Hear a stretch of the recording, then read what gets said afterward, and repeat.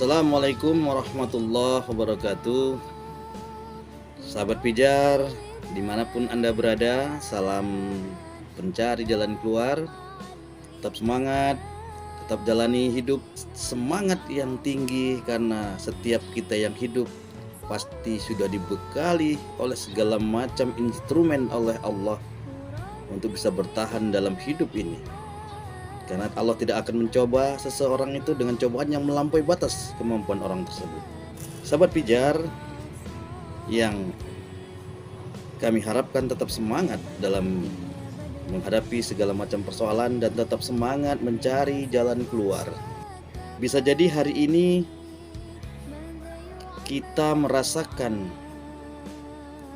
kesulitan yang amat sangat. Masalah-masalah yang timbul, yang tengah melanda kehidupan diri dan keluarga kita, seolah hanya kita yang mendapatkan masalah ini.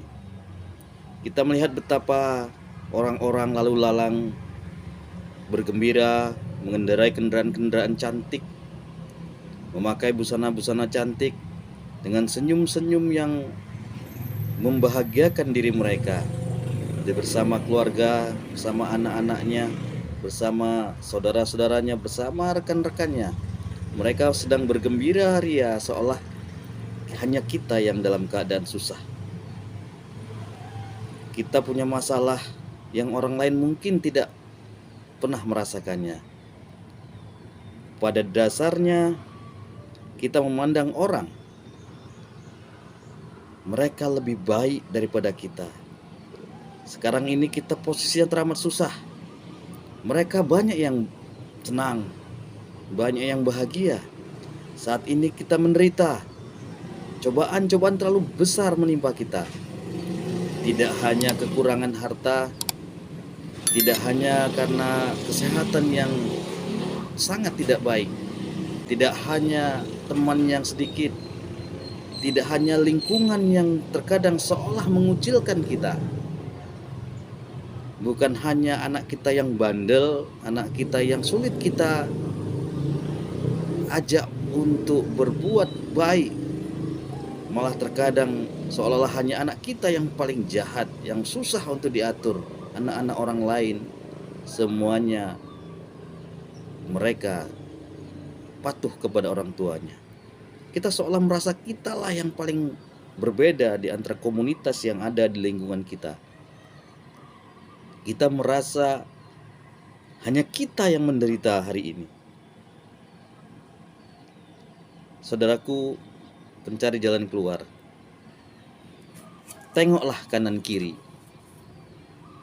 Tidakkah Anda menyaksikan betapa banyaknya orang yang sedang mendapat cobaan? Tengoklah kanan kiri, jangan hanya melihat diri Anda. Dan betapa banyak orang yang sedang tertimpa bencana sebenarnya.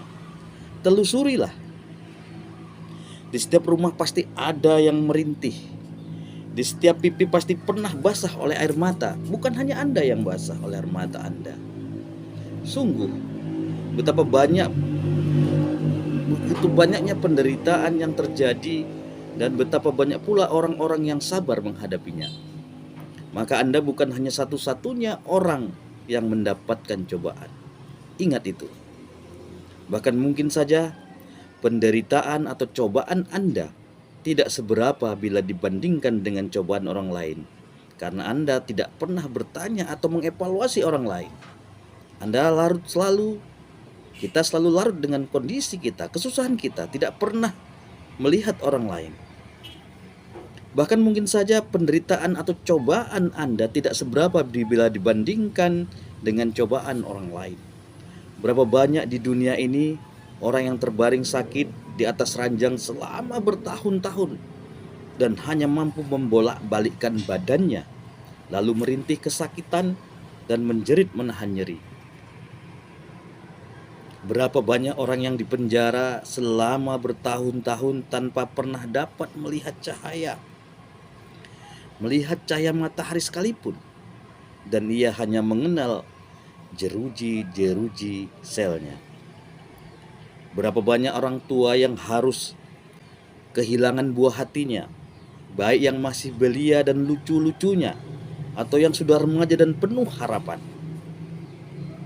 Betapa banyaknya di dunia ini orang yang menderita, mendapat ujian dan cobaan, belum lagi mereka yang harus setiap saat menahan himpitan hidup. Bukan hanya kita.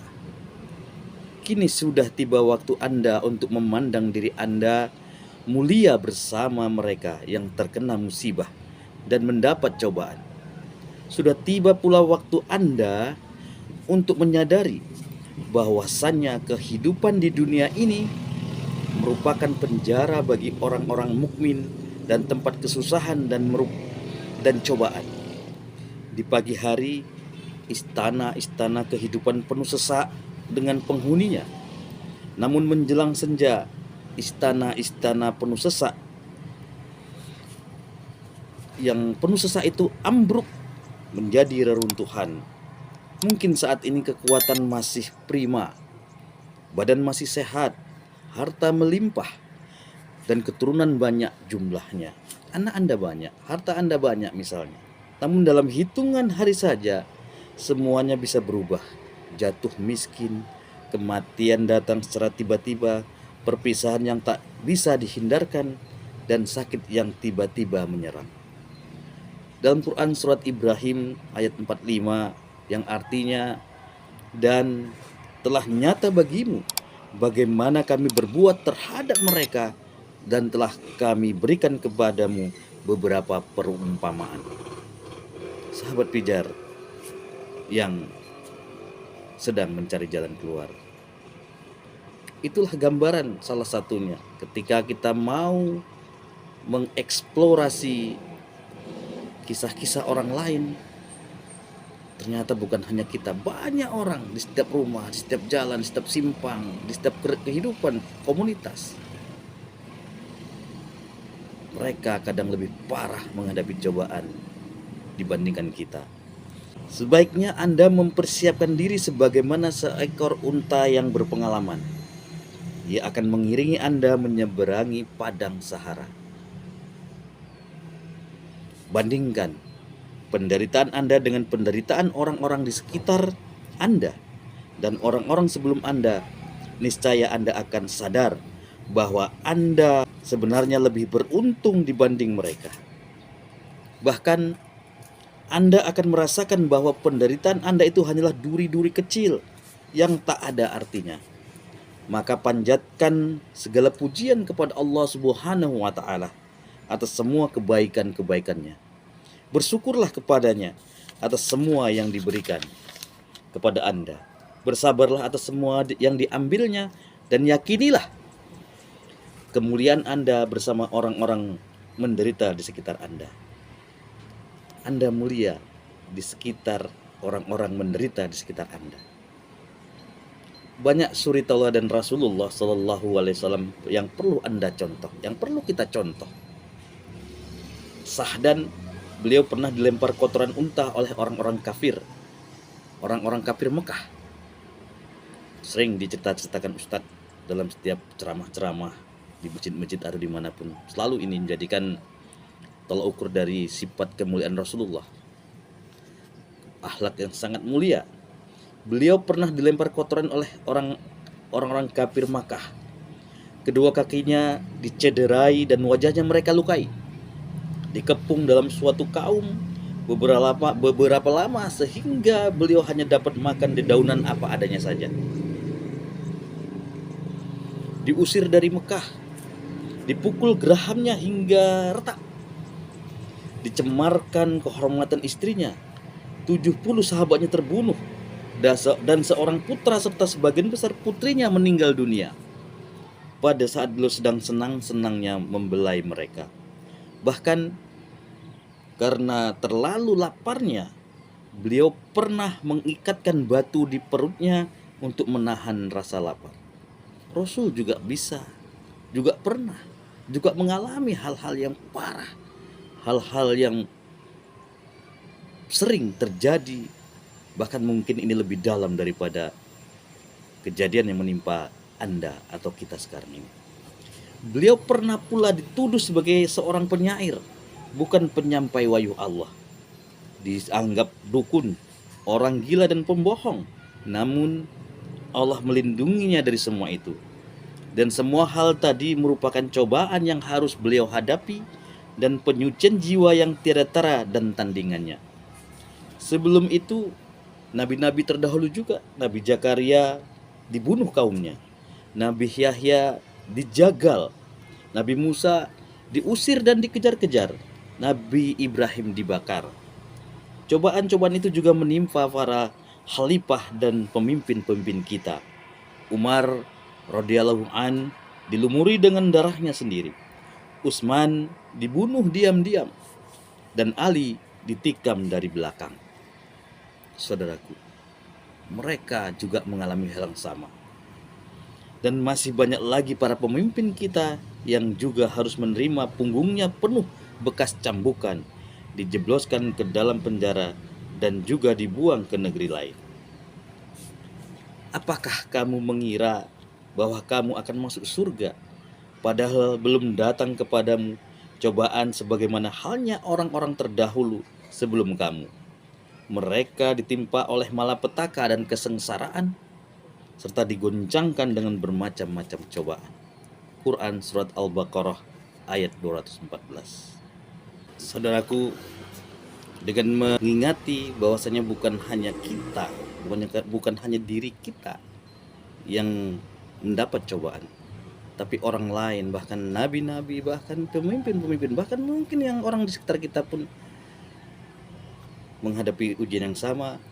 Maka sekarang Anda sadari, dan kita harus sadari, bahwasannya sebetulnya kita sedang dimuliakan Allah, karena sebenarnya kehidupan di dunia ini merupakan penjara bagi seorang mukmin. Pengalaman-pengalaman pahit seperti ini merupakan tugas kita sebagaimana tugas seekor unta menyeberangi padang Sahara, gurun Sahara, untuk membawa tuan-tuannya ke sana.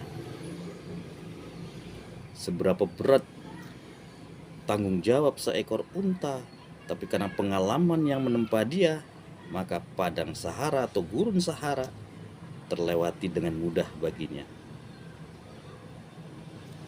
Buatlah cobaan ini, hal-hal yang menimpa, kemalangan yang menimpa kita menjadi sebuah grup, menjadi grup dari orang-orang yang sedang dimuliakan Allah dalam kesabarannya, mensabari dari takdir Allah yang Allah akan berikan balasannya nanti di akhirat. Sebuah kemuliaan, sebuah kebahagiaan yang berkekalan, yang di dunia hanya sementara. Sebagaimana istana-istana yang didirikan pagi hari, bisa saja sore hari nanti akan dirobohkan, akan dihancurkan oleh kekuatan-kekuatan yang ada di muka bumi ini. Maka bersyukurlah apa yang kita punya, apa yang terjadi terhadap kita, kita balikkan semua ini kepada Zat yang memberi kehidupan, sehingga kita menjadi orang yang mulia dalam kesusahan, bukan orang yang tidak mulia dan selalu merintih, menghujat, memaki apa yang terjadi di dalam diri kita. Padahal kita ini adalah sebuah wayang yang dimainkan oleh dalang. Kita hanya pelaku yang melakonkan. Sungguh bahagia ketika kita sadar bahwasanya kita sedang menjadi wayang, menjadi sesuatu yang Allah skenario-kan untuk menjadi dasar kita menikmati, memasuki kebahagiaan yang berkekalan, yang tidak ada lagi nanti di sana ujian-ujian atau cobaan-cobaan yang kita alami sekarang ini. Mudah-mudahan kita mampu mengambil hikmah dari pengalaman-pengalaman yang dilalui oleh para nabi-nabi, para pemimpin-pemimpin, bahkan para ulama-ulama, para orang-orang saleh yang melewatinya dengan sabar, melewati ini semua dengan keyakinan bahwasanya Allah sedang menguji kita dan sedang memuliakan kita. Kita tidak sendiri dalam hal menghadapi cobaan-cobaan ini. Mudah-mudahan ini bermanfaat dan kita dimudahkan Allah melewati ujian-ujian yang diberikannya. Terima kasih. Wassalamualaikum warahmatullahi wabarakatuh.